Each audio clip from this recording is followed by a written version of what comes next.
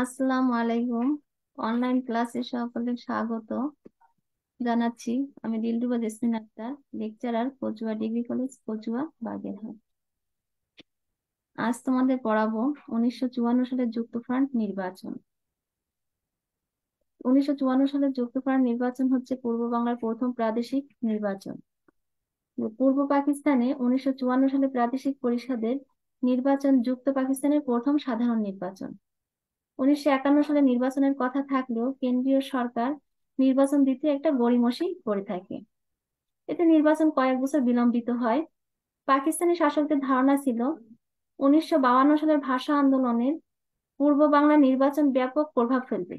বস্তুত পাকিস্তান সৃষ্টির পর থেকে পশ্চিমা শাসক গোষ্ঠী পূর্ব বাংলার প্রতি বিমাতা সুলভ আচরণ করতে শুরু করে। পূর্ব বাংলার জনমত ও রাজনৈতিক নেতৃত্ববৃন্দের চাপের মুখে অবশেষে তৎকালীন মুসলিম লীগ 1954 সালের মার্চ মাসে নির্বাচন দিতে বাধ্য হয়।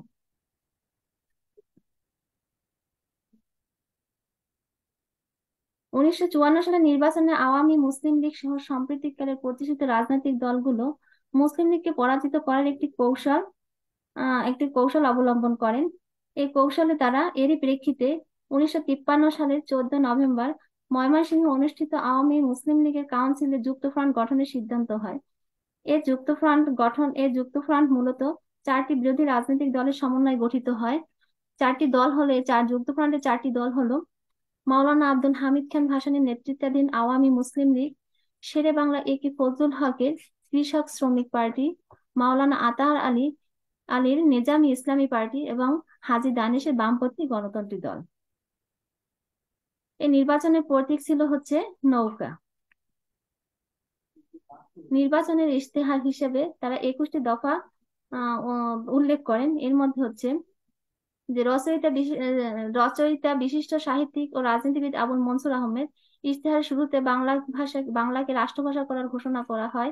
এছাড়া 21শে ফেব্রুয়ারি শহীদদের স্মরণে শহীদ মিনার নির্মাণ, অবৈতনিক প্রাথমিক শিক্ষা, বর্ধমান হাউসকে বাংলা ভাষার গবেষণাগার নির্মাণ, পাট শিল্প জাতীয়করণ, বিচার ও শাসন বিভাগ পৃথকীকরণ, স্বায়ত্তশাসিত ঢাকা ও রাজশাহী বিশ্ববিদ্যালয়, 21শে ফেব্রুয়ারিকে সরকারি ছুটির দিন ঘোষণা, লাহোর প্রস্তাব অনুযায়ী পূর্ব বাংলাকে স্বায়ত্তশাসন প্রদানের ঘোষণা সহ মোট 21টি দফা নির্বাচন ইশতেহার হিসেবে গৃহীত হয়। 1954 সালের 8 মার্চ নির্বাচন অনুষ্ঠিত হয়। 37.19% ভোটার ভোট প্রদান করে। 2 এপ্রিল সরকারিভাবে ফলাফল ঘোষিত হয়। মোট আসন, এখানে নির্বাচনের ফলাফলে দেখা যায় যুক্তফ্রন্ট 309টি আসনের মধ্যে 323টি মুসলিম আসন লাভ করে। 323টি মুসলিম আসন লাভ করে। এর মধ্যে মহিলাদের জন্য সংরক্ষিত 9টি আসন ছিল।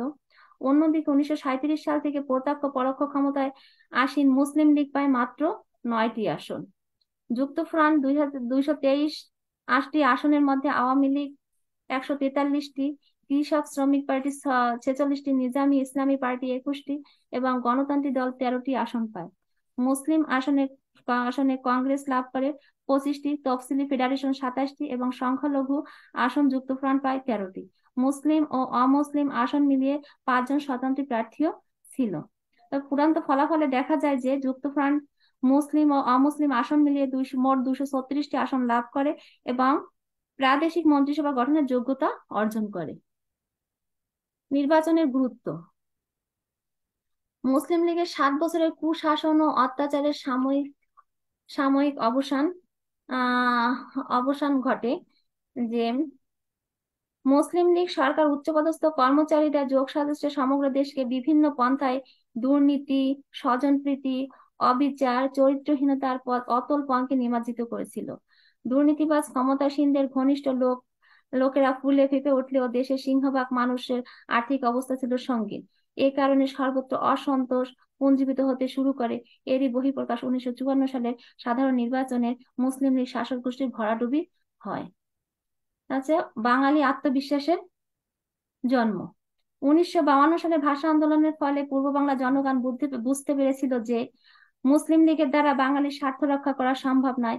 বাঙালি শাসক গোষ্ঠী এটা উপলব্ধি করেছিল যে মুসলিম লীগকে পরাজিত করে বাঙালির স্বার্থ সচেতনতা কোনো রাজনৈতিক দল ক্ষমতা এলেই কেবল পূর্ব বাংলার অধিকার আদায় করা যাবে। আর এই কারণে 1954 সালের নির্বাচনে পূর্ব বাংলার জনসাধারণ যুক্তফ্রন্টকে নজিরবিহীন মাত্রায় সমর্থন দিয়েছিলেন।